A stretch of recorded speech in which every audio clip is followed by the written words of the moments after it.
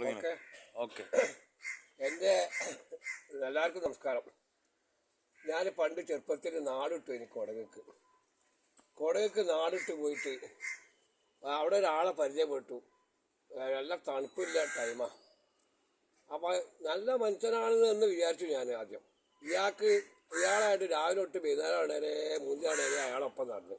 ഇയാൾ പിരാന്തനാണ്, എനിക്കറിയില്ലേ. അങ്ങനെ അയാളൊപ്പം നടന്ന് കാക്കെ ഇത് അയാൾക്ക് മാനസികമാണ്, അയാളപ്പം അങ്ങനെ നടന്നത് എന്ന് ചോദിച്ചു വേറൊരാൾ.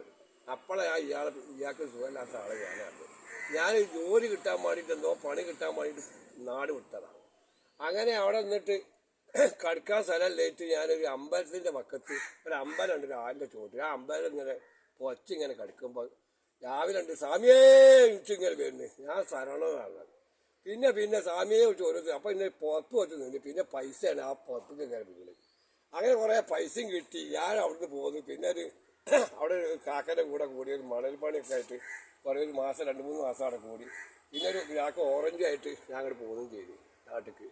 ആ കുറച്ച് 1-1.5 മാസം അവിടെ നിന്നു. പിന്നെ ഓരോ നാടുകളിലെ സ്ഥിതി ഞാൻ പറഞ്ഞത്. ഒക്കെ എല്ലാവരും ഇത് കേൾക്കുക.